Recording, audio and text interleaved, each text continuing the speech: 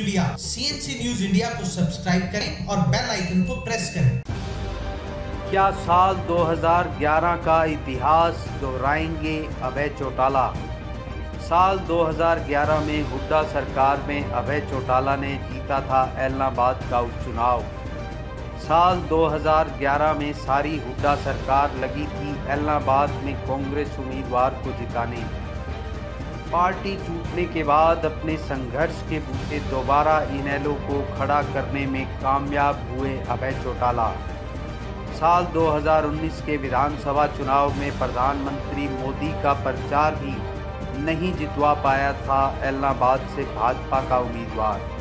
किसानों द्वारा कृषि बिल के विरोध में शुरू किए गए आंदोलन को समर्थन दें, एलनाबाद विधानसभा क्षेत्र से त्यागपत्र देने वाले हिंदुस्तान के एकमात्र विधायक अभय चौटाला के एलनाबाद विधानसभा क्षेत्र में चुनाव की घोषणा कभी भी हो सकती है। कृषि बिलों के विरोध में किसानों का समर्थन करने वाले अभय चौटाला की एलनाबाद सीट चौटाला परिवार का पुराना गढ़ रही है। इस सीट पर ठीक 50 साल पहले इनेलो सुप्रीमो चौधरी ओम प्रकाश चौटाला ने उपचुनाव लड़कर अपने राजनीतिक कैरियर की शुरुआत की थी। इनेलो सुप्रीमो चौधरी ओम प्रकाश चौटाला के सुपुत्र अभय चौटाला ने भी 2011 में इस सीट से उपचुनाव लड़ा था।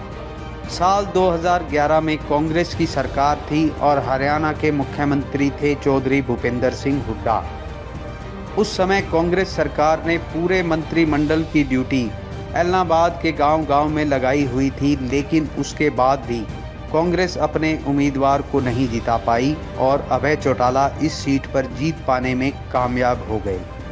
साल 2019 के विधानसभा चुनाव से पहले चौटाला परिवार में आई दरार के कारण इनेलो को भारी नुकसान हुआ। इनेलो के पुराने नेता पार्टी छोड़कर चले गए, लेकिन उसके बावजूद भी अभय सिंह चौटाला ने हिम्मत नहीं हारी।